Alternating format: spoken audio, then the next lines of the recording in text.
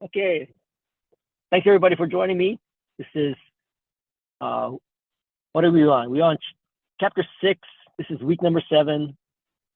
This is COM350, and I was just telling Jim, we're actually halfway through the through the semester already, so things are flying by pretty quick. Um, so today we'll cover this particular chapter. As I mentioned earlier, the nice thing about doing it over Zoom and kind of online is that I could be pretty much anywhere. And I'm currently at something called the Broadband Hoike. And just, uh, you know, if you're interested, the Broadband Hoike is kind of an annual gathering that we do. And actually, this was organized by the city and county of Honolulu. Uh, 2 years ago in 2023, we had it done on Kauai. So, the Broadband Hoike sort of is a chance for community to join us in finding out like what's the latest on topics pertaining to broadband access, affordability, things like digital literacy, digital equity, those kinds of things. So uh, that was 2 years ago on Kauai, and this year, City and County of Honolulu decided they'll take it on, and we're over at the Entrepreneur Sandbox in Kaka'ako. So I'm not sure if you all have been able to come out here, but it's one of the state's kind of co-working facilities called the Entrepreneur Sandbox. It's kind of right next to the School of Medicine here in Kaka'ako. So it's a pretty nice facility. It's been around for, I think, around, I don't know, maybe about 10 or 12 years already. Okay, so before we get into the chapter, any questions about the previous chapter or the previous speaker or anything that you had some kind of like question upon that you wanted to ask?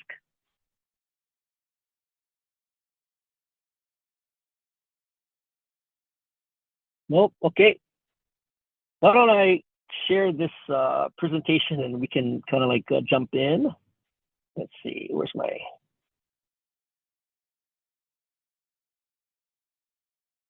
okay, here we go. Okay, can you guys see that? This is a slide deck. I've already put this up on the in the content or resources page, so you guys can all check it out later on too. Where did it go?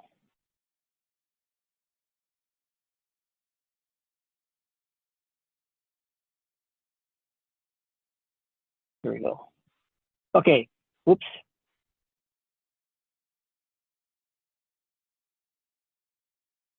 So this chapter is on presence. Now, the previous chapter, we talked about person, right? And really having a good understanding of who you are. And, what I like about this book is that it doesn't necessarily get into the technicalities of, social media because the environment changes. It's going to change. And I was telling Jim earlier, on this Zoom call that, when I started to do things like Facebook and Twitter, and even there were social media sites well before that. It was kind of a novel thing, and it was kind of a time of kind of innocence that people were getting on and connecting with their friends and family across the globe. Kind of an exciting time. The features and functionality hasn't changed that much. It's just that the content over the years and some of the algorithms and the way it populates your particular page has changed. And there have been some pretty interesting ways of passing on perhaps misinformation and creating environments and communities that are not as positive as it once was, when it first started. So um, what I like about the book is that it kind of talks about, who you are as you start to enter into this virtual world. And if you have a good sense of who you are and a good sense of grounding, I think, that's an important, uh, not only framework, but, a good starting place to really understand what it is that you want to convey from, your respective perspective and your message ultimately that you want to convey. And um, I really think that, it starts with how well you are clear and grounded in terms of who you are.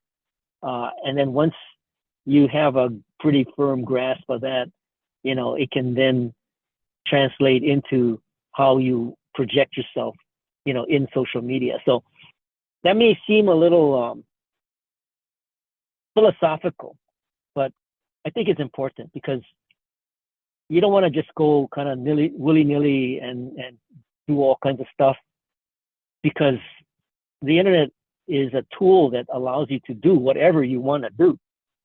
So if you lose sight of who it is that you are and what it is that, is valuable to you, and start doing stuff that, you know, creates sort of divisive environments, that doesn't contribute to the, sort of like the positivity that I think we need more of in this world. So anyway, I think the book helps to kind of think about those perspectives, and it really kind of starts with who you are, and then how do you then relate to your fellow human beings. Okay, so this chapter talks about presence, and what is present? What is presence? Presence is like, I think I mentioned it last week. I'm at a conference. There are a lot of people here. There's distractions. There's always going to be something that kind of pulls your attention away from the interaction that you might be having, with somebody. And I think one example, if we harken back to the face to face, if you're talking to somebody, and you have kind of established some eye contact, right? And you're feeling pretty engaged, and the person is hearing what you're saying. You have a sense of presence, right? So that's kind of like starting from yourself. Are you involved? Are you engaged? Are you immersed, in the environment? And then when you're doing face to face, and for some reason maybe the other person is distracted, or maybe something happens and they look away, you feel the connection being broken, right? And you do sense that the presence has gone, whether it's momentarily or for an extended period of time. That person may not be listening to you anymore. Okay. And that, I think we've all encountered that in a kind of a face-to-face meeting or engagement or conversation. So that's what happens in kind of like real life, right? So how does that then translate if you're in some computer mediated environment? Now, I remember, I think it was probably a good, must have been a good 10 years ago, Cisco, which is still a networking company. They build equipment so that you can do routing and switching and, stuff like that, to build your local and wide area networks. Well, they had a product called telepresence, and their product was basically, in a nutshell, was a video conferencing tool. And I bring it up because, they called it telepresence because it was over video. It tried to kind of recreate the presence of a person in a room, in an environment, and it could actually be thought of as a meeting room, and that you could actually have a meeting with your colleagues, and it'd be all done over a video conference. Now, this is, gosh, maybe it was more than 10 years ago. Maybe it was like 15 years ago. Products like Zoom did not even exist back then. And I remember companies really getting interested in the Cisco product line. It was pretty high end. So companies that were interested in adopting it actually had to look at, building out their own video conference rooms. So I don't know, Jim or Steve, you guys remember the days when you had video conference rooms? Yep. Yeah. So nowadays you have conference rooms, but you don't hear about video conference rooms anymore. And really what happened was that during even a little bit before the pandemic, Zoom started to become more widely accessible. And it was a heck of a lot cheaper than actually having to go and, can you imagine having to go build a room, have it kind of sound constructed or sound design, having cameras properly mounted on the walls, having kind of like the proper lighting. I mean, this is what video conference rooms were like. But when Zoom came along, that really kind of changed everything. And then, of course, the pandemic, not forced, but really became clear that something like a Zoom tool was very useful. So I just wanted to kind of reflect on things like, video conferencing and telepresence. And it's been around for a while, but it's become so pervasive and almost taken for granted because of technologies like Zoom, which basically any laptop that you get is going to be equipped with a camera. It has a microphone. It has the ability to, play sound. And that's the kind of presence that you could establish using these tools. So then there's this sort of psychological, environment of, like in this case, we're all on the same Zoom call. We're all, sharing kind of a video, but different from face to face, there's this sort of technology filter, right? Presence does not require interaction, involvement in the medium. So, I'm present because I've got, a class to teach, right? So I'm focused on doing the lecture. Now, whether or not you all are present per se in the listening to what it is that I have to say, I kind of leave that to you.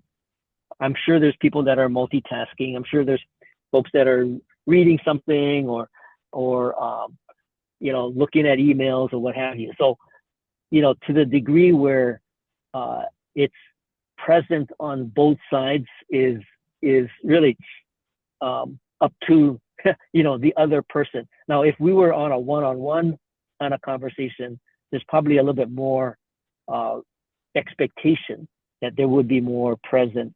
Now, just for the sake of this particular class, I do record it, so there is an option for people to check it out, once it's recorded. So, the requirement to be absolutely present, is not as high because of the fact that it is recorded. So this high quality sensory feedback on video, I'm in this particular case, right, I'm sharing the screen. I can only see maybe 4 people that are on the Zoom call because I have limited screen size. So I don't know, if everybody's really being there. But that's some of the kind of limitations of the medium itself. Okay, so the idea of social presence, that is how you are in a community, right? And in that community, is there a sense of sort of this psychological proximity? There's the way that we look at social presence in this class is that, I'm providing the lecture, you guys are, listening to what I say. There's sort of like this relationship, from an instructor to student kind of relationship, right? And so there is that social presence, that psychological proximity, and the relative, closeness that is created. There's this connection, interaction. The technology allows us to interact with each other, right? So whether I ask a question and you answer it, that's the kind of involvement that can take place. And then depending on how, let's say interactive group is, and maybe, it's one thing to be interactive in a class kind of environment, or maybe there's a club meeting that's taking place, or maybe there's let's say a board meeting that might have half a dozen people, on the board. There's a requirement for some interaction. Now, it's not a forced requirement, but there may be some questions that come up, and you're kind of required to respond. So there's communication, there's relationship, there's a different sense of how do you establish that social presence in that community, leveraging this technology that we're talking about. So you have presence and social presence, and again, this is the personal sort of presence, and then the social or the community kind of like presence. So the presence sort of describes immersion in the medium, and it's the amount of attention that you place on being there. Okay, social presence describes this relationship with others. So the relationship that I have with you all, that's kind of the social presence. And depending on, the environment that brings us together, could provide the sort of closeness, right, that would be established from that social standpoint. And again, this is all ways that computer mediated communication sort of provides this environment for engagement. Now, this is just a graphic of how these environments start to bring your ability to not only be present, but then to also cultivate this social presence. So here in this sort of environment, you got people interacting with each other. You have establishments of relationship. Presence means being immersed in the environment, so you're in it, like how we are in this Zoom call. And then social presence means being in a relationship with others that's present in this medium. So I'm present because I'm on the Zoom call. We all are socially present because we're all in the process of taking this class. Okay, so that's kind of like the differentiation between presence and social presence. Now, the chapter kind of goes on to talk about, self-presence. Again, it's a little like there's a lot of kind of similarities between some of these, but it tries to differentiate between, self-presence, and that's being aware and involved as you, the person. Now, as you go into the environment, there's this sort of virtual identity. Now, as example, I'm in this environment. I'm portraying myself as best as I can as, a instructor. So I'm connecting the real world with the virtual environment. And so there's this self presentation, how you present yourself. It does make a difference because depending on whether you're going into a work environment or maybe a more recreational environment, how you present yourself does make a difference. And then expression of emotion, idea, belief. What I talk about to you all and how I convey that, is in this environment, kind of the instructor-student kind of environment, right? If it was a more recreational kind of environment, it would be different. Personal presence is the participation in the virtual environment. So, between self-presence and personal presence is kind of similar, right? But again, it's like the differentiation between you knowing who you are as a self, and then the personal presence is how you then kind of take that and then project it. And then co-presence is awareness of each other. So I look at you and I can sort of see some of the other participants in the class. So that's kind of like the co-presence.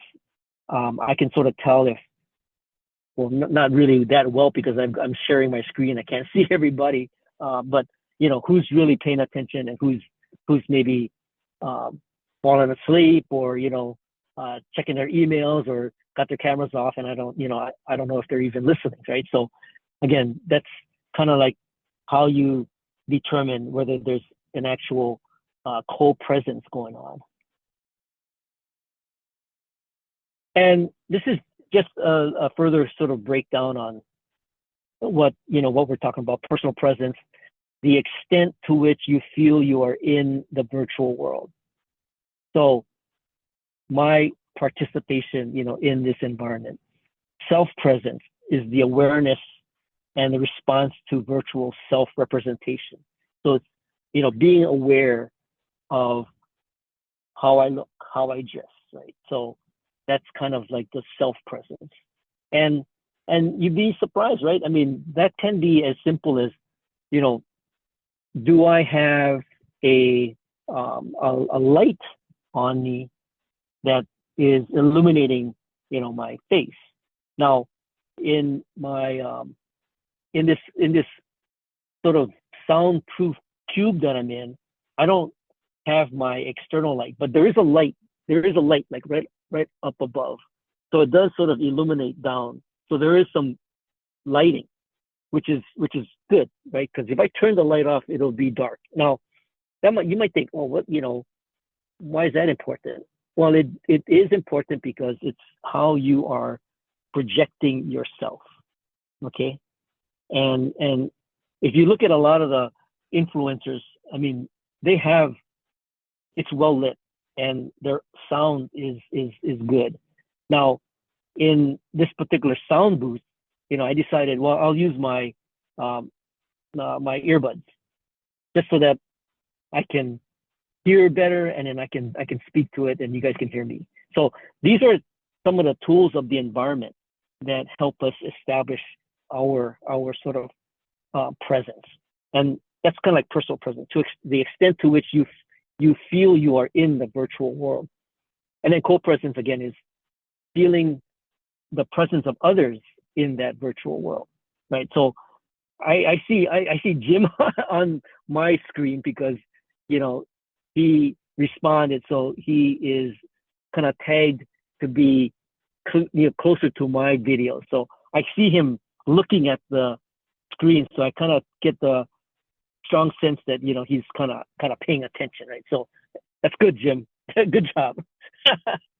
Now, social presence, being there with others, um, the interpersonal immediacy, the psychological proximity, the relationship with others, in this sort of virtual environment. So again, um, I mean, it's good to have the ability to dialogue with folks uh, in this class, and that's a way that we can kind of further get to know each other, right? So I encourage that, um, but again, I'm not gonna force you all to speak, yeah, unless you do want to, right? So again, it's a little different because if I'm doing it on Zoom, it's harder to kind of like force anybody to say anything.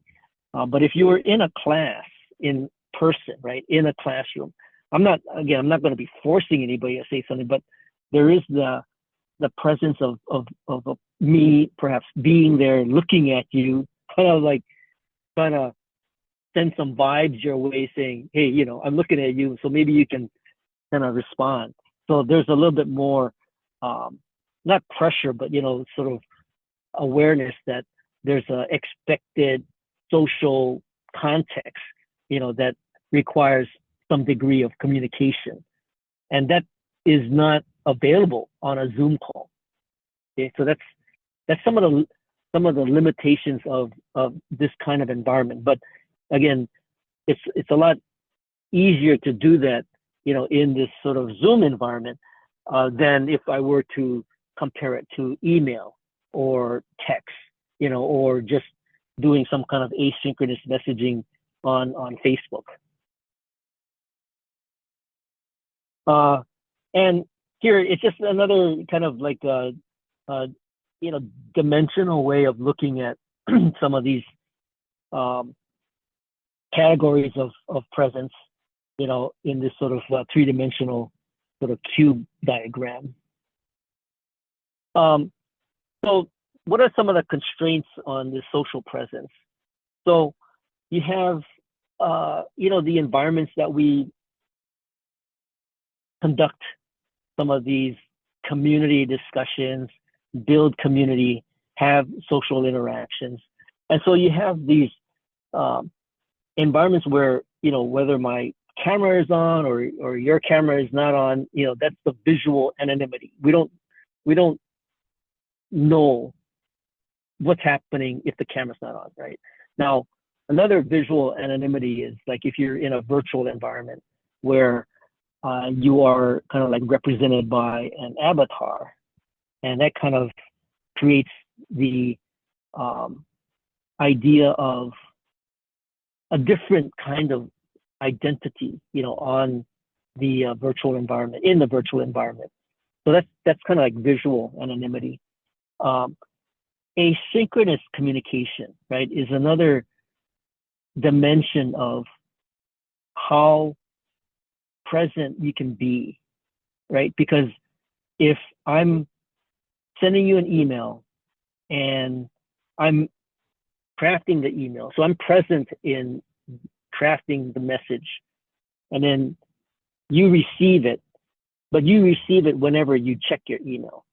So that's asynchronous. And how you decide to respond, there's a time delay. So those are some of the constraints that the media kind of creates. I'll just say that there's oftentimes in this kind of video conferencing environment, it's easy to interact with you. You can interact with me on a more synchronous basis. On a kind of an email environment, you have a time delay, but somebody might send you an email, and what they say might create an emotion. It may be a positive emotion. It may be one of affection. It may be one of, uh, they might say something that triggers an emotion of anger, right? And so there's this sort of time delay. And the time delay also uh, needs to be considered, especially in your response, because somebody might have sent you something, and just as an example, maybe it triggered some anger in you. Now they sent it, but there's some time delay between your actual reading it. And so the person might have already calmed down, as a result of having some time between you reading it. And then they might think, oh man, maybe I shouldn't have said it that way. So, but again, it happens, right? And then you read it, and then you are like, oh man, this is kind of pissing me off. So I'm going to respond like right away and, give them a piece of my mind, right? And then that kind of triggers the receiver again. The one who sent it is now receiving your message, and now emotions are elevated again, right? So this sort of asynchronous communication has another dynamic on how we as recipients of this message continue to perpetuate whatever positive or negative feeling there is. My general sense of, especially the negative stuff that might trigger something in you that you want to respond. My recommendation is to give it some time and to let it calm down, let it find its own sort of lower state of energy. And the reason for that is because oftentimes you might read something and you may perhaps interpret it differently from what it is that was originally meant. So that's another little nuance that you don't know, right? But it triggered something, but sometimes you might have read it not wrong, but maybe in a way that it triggered this negative. So it's a rule of thumb is, give it some time so that it can either have the other person calm down, or you have some time to calm yourself down so that it doesn't continue to perpetuate sort of this negative feeling. So this asynchronous communication is kind of an interesting environment, and it does take some subtleties to manage. How do you best deal with some of the things that might get conveyed, over this asynchronous? Another example would be like texting, right? So you receive something, again, it's asynchronous, and it's like sometimes I receive stuff that's poorly spelt. It's poorly spelt because they're texting and typing with their thumbs, right? And so they're just trying to get a message out. And I understand. I mean, they want to try to get something to you quickly. But if it's misspelled, then you have to spend time trying to figure out, like, what word did they actually mean? And sometimes you can figure it out, but sometimes you can't. And so that's another example of the constraints on the medium that affect, the ability for you to be socially present. And I get that all the time. I mean, yeah, I'm working with a nonprofit that, I know the guy's busy, and I don't know, maybe he types, maybe he has big thumbs. Maybe that's what it is, big thumbs. And he sends me stuff, and it's like, what the heck is this guy trying to say? I don't, some of these misspelled words, I don't even know what he's talking about. So anyway, you got to give it time. And that's kind of like like I said, the constraints.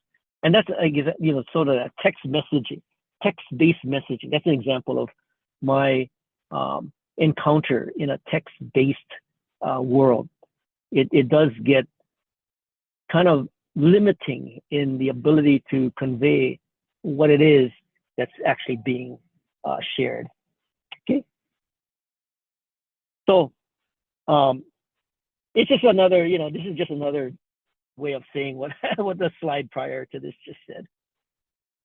So in social presence, you have multiple audiences. So you have, in this particular case, we have this class. Social presence across CMC platforms. And, when we use all of these platforms, we don't just use one platform. We use a multitude of platforms. And how we continue to develop our sort of community will be a result of how we email or how we text or how we Zoom with that particular community, right? So it does make a difference, even if you're using a different kind of platform, right? So, pick any community, and I'll pick like this broadband community that I'm in, this whole Ike right now. There's messages that I want to convey that are best conveyed via email. So that's what I do. There's sometimes, in this case of the texting example that I shared, it's another nonprofit. It's also in this sort of broadband equity world. And it's somebody that I think, is important to continue to have this dialogue with, but I got to deal with the misspellings. Okay, so social presence across these CMC platforms. Another thing I want to kind of like share is that sometimes I will choose a platform like texting because it's easy. I can text something, I can send it off, and it doesn't require a whole lot of time. I can email, pretty much the same thing. But with this particular person, I will really choose whether or not to call them, because I know that if I call them, it's probably like a half-hour call or maybe even longer. And I don't have time to talk on the phone for that long. Not to mention, if I were to have them on a Zoom call and we're having a Zoom call for this extended period of time, I mean, it's like I prefer to keep it short and kind of move on. So that's another example of you can use all the platforms, but it makes a difference on why you would use one, versus the other. Now this idea of the 4 approaches is kind of what I just mentioned. It's like, how do you budget the time that is needed to communicate? In this particular class, we've all sort of budgeted about an hour. So that's what we're gonna do for the next next hour. There's sort of the sense of entitled, right? So there's I'm sure there's a certain degree of, well, I gotta go to this class because I enrolled in this class, and it's part of my degree, and I gotta get the credits. So there's sort of that sense of, okay, entitlement. You gotta do it because it has some meaning to it. The idea of competitive, there's all kinds of environments that you might be in where you might feel that somebody might be competing for your time or your attention, and so you want to kind of be present and be projecting what it is that you want to say. So that's kind of that sort of competitive environment. And then in invitational is more, you've been invited to something, so you feel kind of compelled that you have to participate because you've been invited to be on a panel or be in some way part of the presentation. So that's kind of that invitation. So kind of break it down a little bit more. Budgeted, assume audiences allocates and manages attention across a large number of CMC interactions. So that's kind of what we talked about, right? So if it's text, you gotta kind of short little window. Email, maybe a little longer window. On a Zoom call, we, in this class, as an example, we budgeted kind of like an hour to have this lecture. Entitled, attempt to promote social presence by limiting the number and variety of other CMC sources available to the audience. So I guess one example of that too is that, you know, we are on the Zoom call, but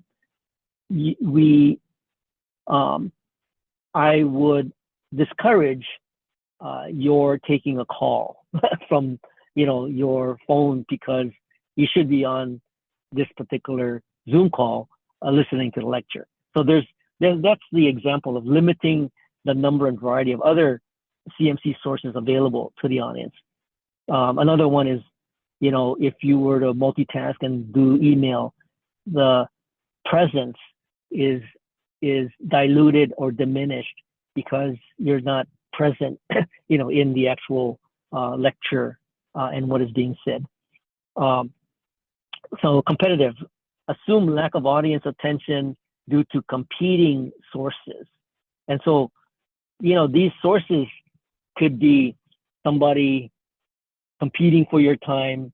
You know, is there something more interesting or more exciting or more stimulating or more provocative, right, that's happening, that's taking away your sort of attention?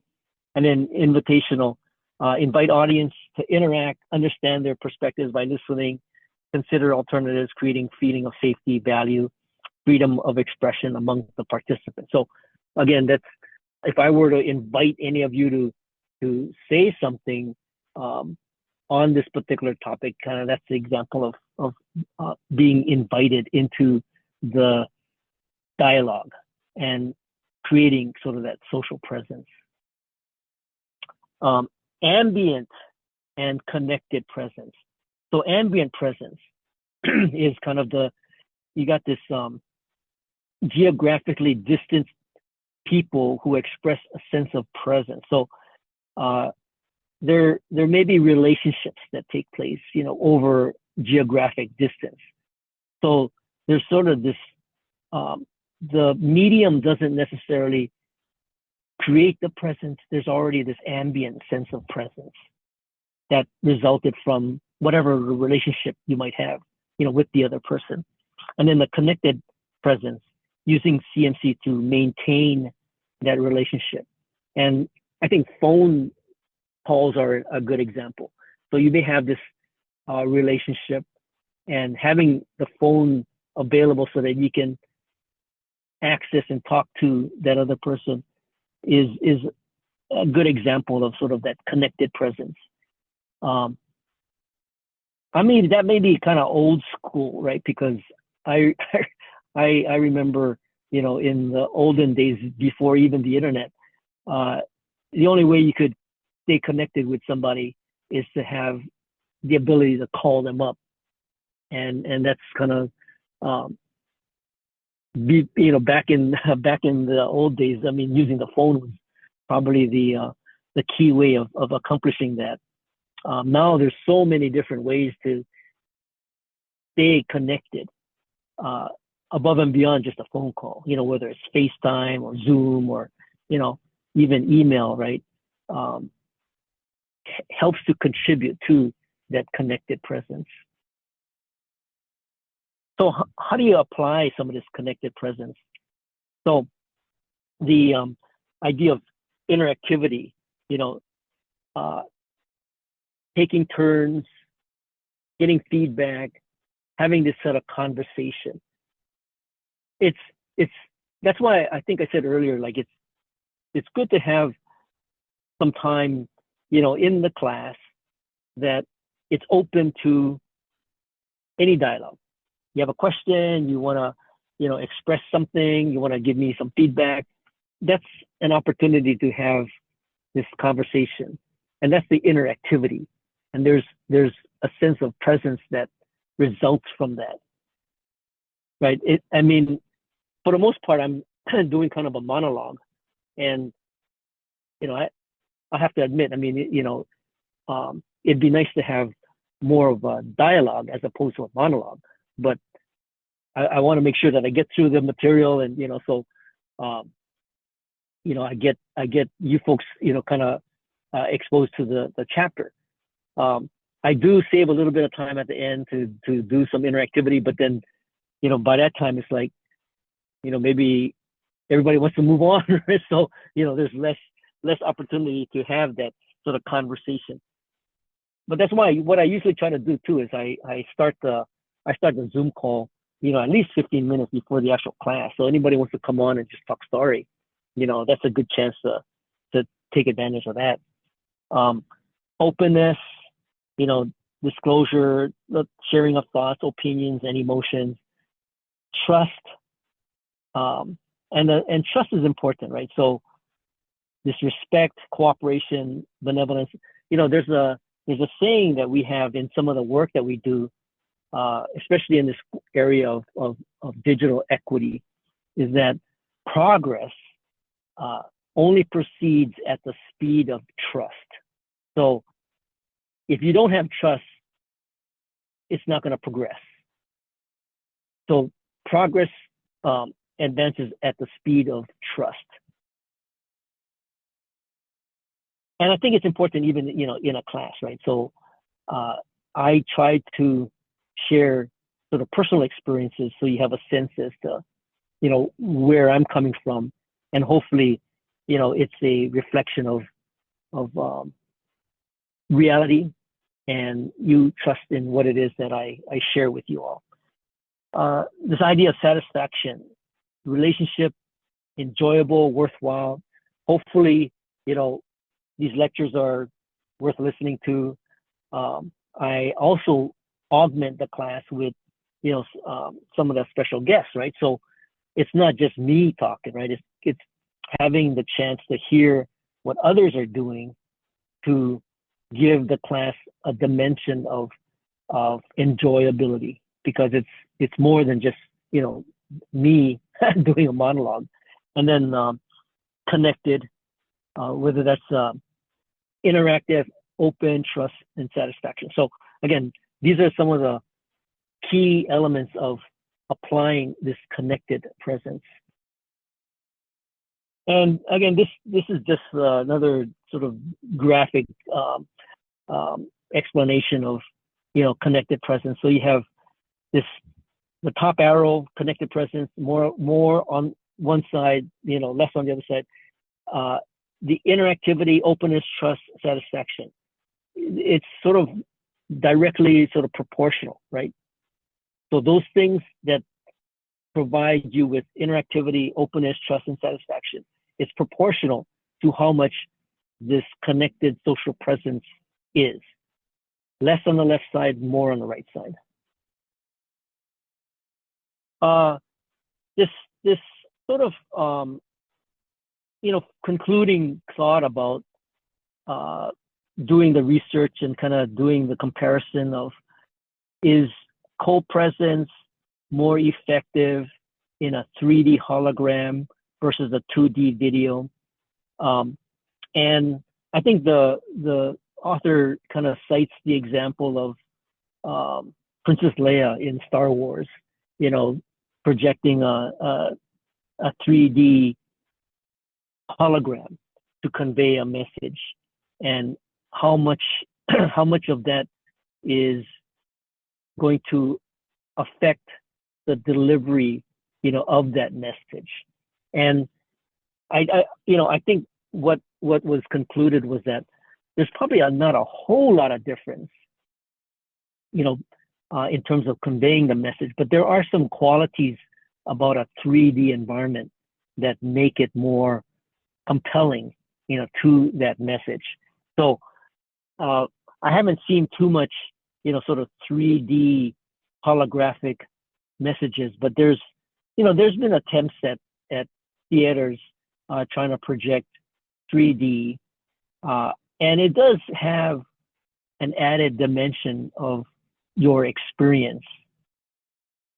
And I'll kind of just leave it at that, because I think, when we start to get into sort of these technologies, whether it's holographic or I think what we'll see more of, and I'll have to admit, I've not bought, any of the headgear or VR kinds of equipment to immerse yourself in that kind of environment. So and that will eventually become more pervasive if the prices come down.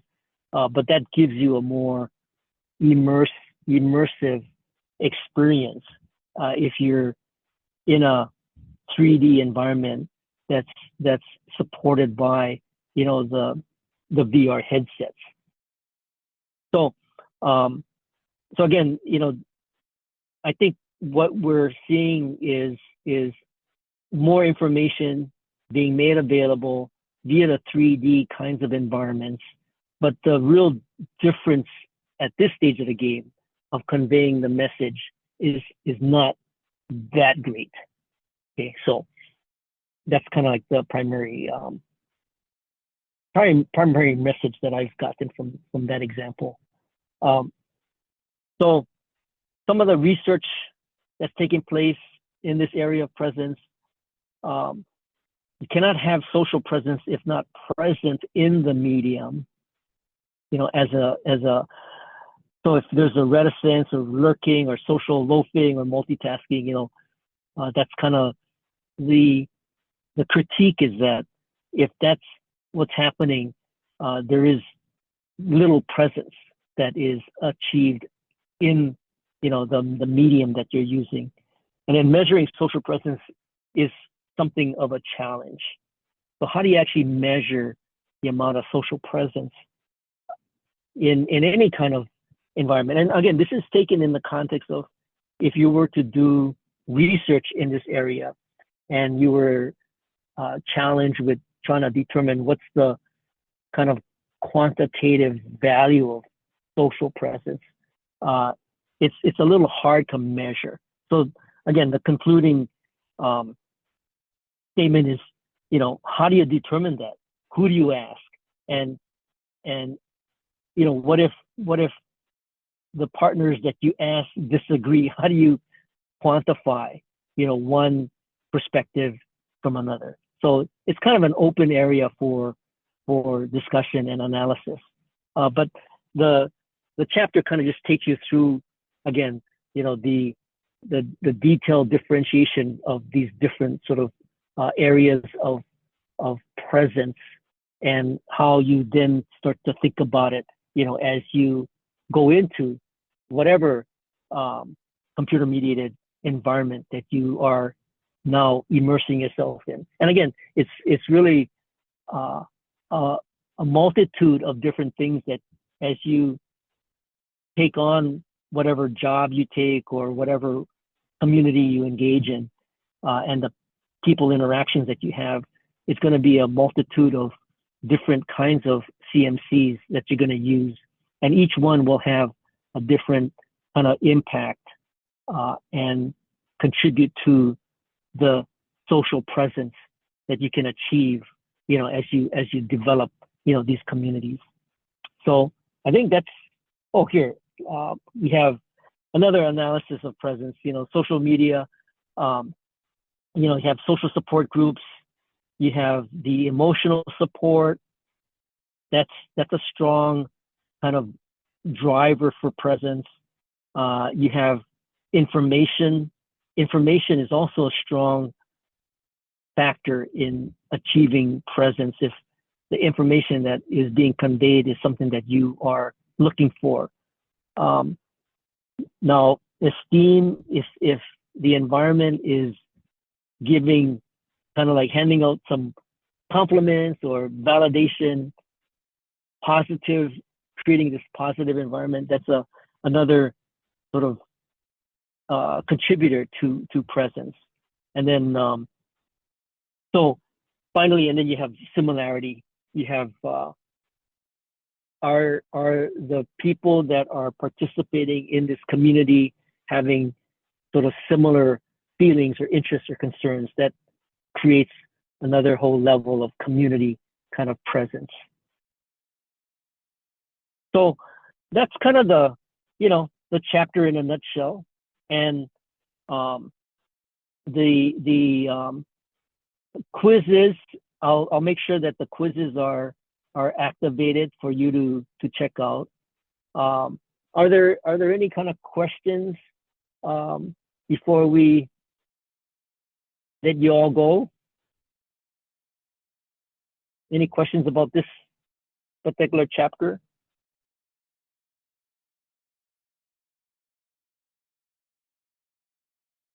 So next Thursday we have another guest speaker, and I'll do a quick kind of a teaser. I invited somebody that is very much involved with literacy, and it's more coming from the standpoint of, if you don't have the basic ability to read, right? Basic literacy. How do you start to get into this world that is so information filled from all the different sources that you can receive information, as well as how do you then sort of contribute back and convey what it is that you want to think about if you aren't literate, right? So the speaker comes from a nonprofit called Hawaii Literacy. The focus is on helping to get folks that are not literate, and basically you're talking about reading and writing, right? So little basics. How do you get them up to speed? And then how do you get them to then look at tools like the internet and computers to become digitally literate? So it's looking at the I wouldn't say lower end, but the entry level from a very basic. How do you get people online and with the skills so that they can then take advantage of all the tools that we in this class sort of take for granted? So that's going to be on Thursday, and again, I'll put this recording up in the resources, and any questions, feel free to email me. So before we end, any questions from anybody? Any comments, feedback? I got one. Sorry. Okay. Yeah.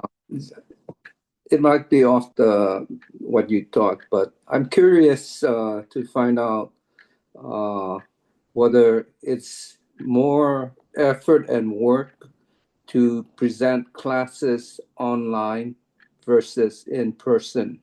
Do you spend more time in preparing for the class, doing Zoom like this online, or is it easier when students come to class? Well, I think from a preparation standpoint, it's probably the same, because I've got to assemble the material, and I got to, understand the content and then present it. What's different is that in a class that's in person, there's more ability to have that kind of face-to-face. And the face-to-face is definitely different. And I would agree with the premise of the book, which is face-to-face is the gold standard of building a relationship. It's still face-to-face. So my response to your question is that the preparation for the class is probably going to be, for the most part, the same. How much time, how much effort it is to deliver on the class. But the relationship that results from me doing it online versus me doing it in a class, the relationship is going to be different. And so I would venture to say, okay, Jim, that all the students that are in the class, once they graduate from the class, they probably wouldn't necessarily 5 years or 10 years later say, oh yeah, remember that class we had with Bert Lum? Oh yeah, that was so, inspirational. It probably wouldn't come from a class that's strictly delivered online. That's my opinion. Okay. Okay. Well, thanks everybody. Yeah. We'll see you guys on Thursday. Yeah. Okay, thank you. Aloha. Thank you. Have a good day. Thank you.